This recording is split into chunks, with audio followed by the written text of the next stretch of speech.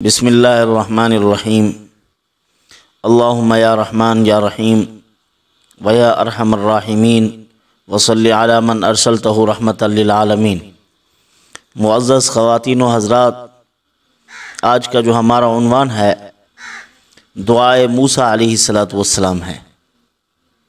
موسیٰ علیہ السلام کی دعا کی خصوصیات اور برکات جو بتلائی جاتی ہیں وہ یہ ہیں: شادی، مکان اور سہارے، رشتے، تعلقات، بہت سے خواص اس کے بتلائے جاتے ہیں۔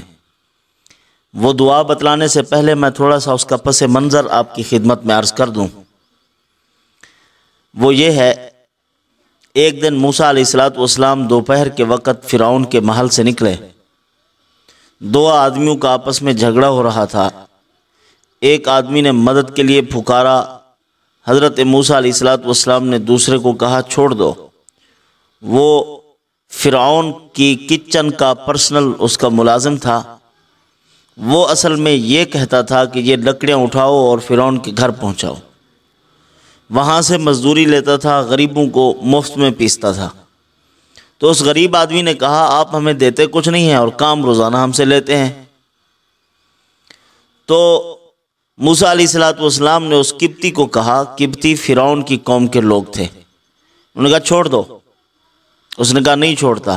فَوَقَّذَهُ مُوسَىٰ فَقَضَىٰ عَلَيْهِ، حضرت نے لگایا مکہ اور ایک مکے سے اس کو قتل کر دیا۔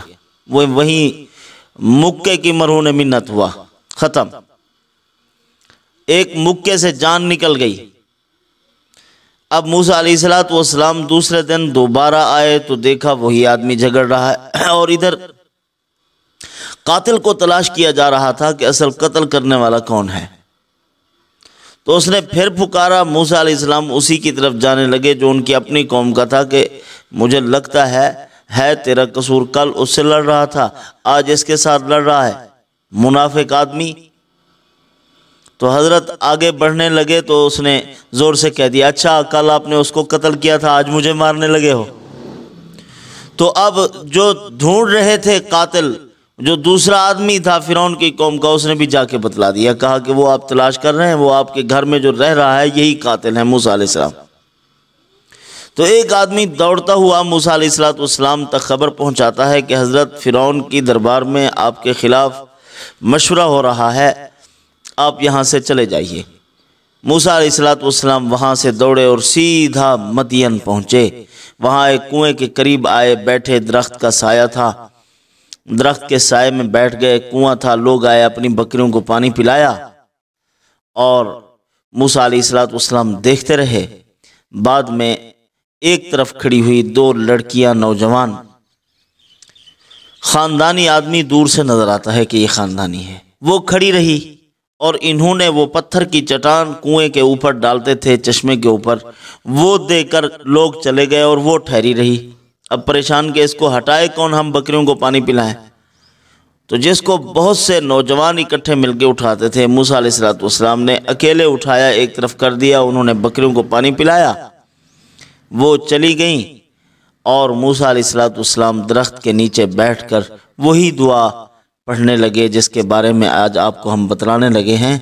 رب انی لما انزلت الی من خیر فقیر،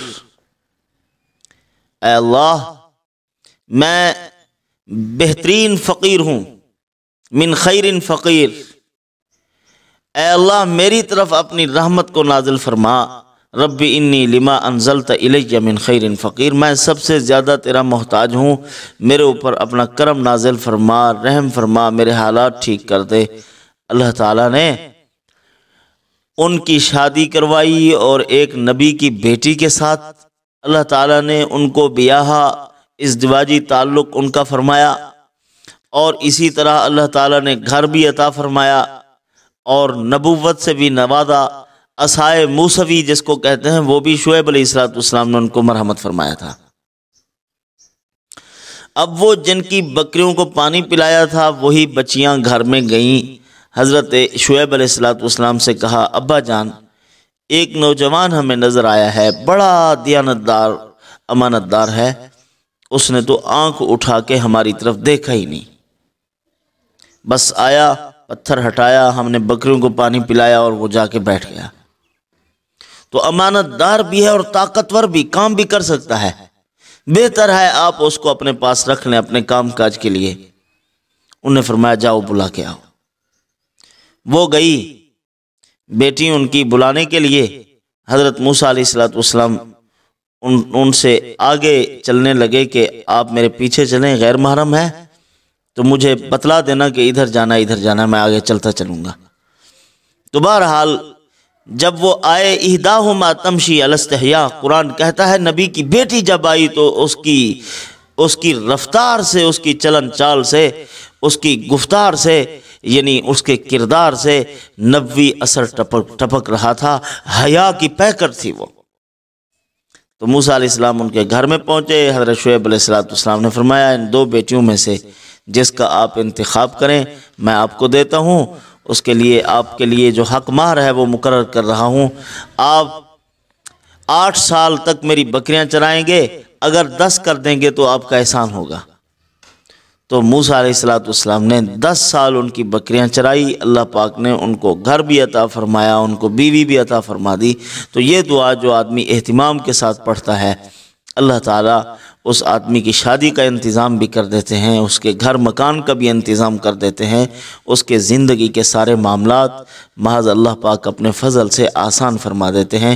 اس دعا کا اہتمام کیجئے، صبح و شام 3 مرتبہ پڑھتے رہیں، انشاءاللہ فقر اور احتیاج اور غربت سے، لوگوں کی محتاجی سے، ان کے سامنے ہاتھ پھیلانے سے محفوظ رہیں گے۔ وما علینا الا البلاغ۔